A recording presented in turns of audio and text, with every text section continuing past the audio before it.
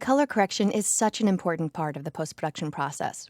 During this process, you should follow a workflow to achieve best results, starting by correcting individual shots for proper contrast, color balance, and saturation, and then you go through and establish shot-to-shot consistency, making sure that each of the shots within a scene look like they belong together. And finally, you have the option of stylizing your footage to add a particular look or style to the scenes in your film. Now, in order to go through the color correction process, you need two main things to do it right. First, you simply need to look with your eyes to determine exactly what you need to do. Second, you do need a series of video scopes to measure the results. In this movie, we'll take a look at the first part, where we analyze footage with our eyes. So in order to get an idea of this process, I'm going to take a look at a couple of images from the Letterpress project.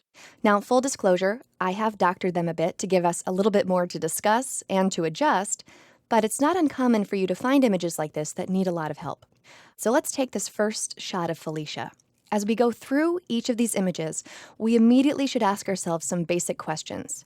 First, what part of the image is supposed to be white and what part of the image is supposed to be black?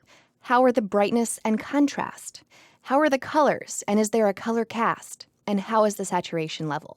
First, what part of the image is supposed to be white and what is supposed to be black? Well, the wall behind her should measure at near white, and the sign in the background here, as well as perhaps some shadows in her hair and this woman's shirt, should be black. Next, how are the brightness and contrast? Well, this image is really dark, so it doesn't have a lot of brightness. It's also dim and muddy, so its contrast needs to be improved too. Next, how are the colors, and is there a color cast? The colors in this image are okay.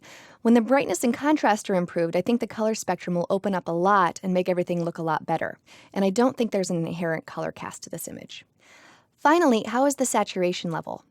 Again, this image is pretty dim, which really affects saturation, so we'll probably stand to raise the saturation quite a bit. I think we have a pretty good idea where we're going with the shot. Now, let's take a look at this shot of Anita. We're going to ask ourselves the same questions. What part of the image is supposed to be white, and what part of the image is supposed to be black?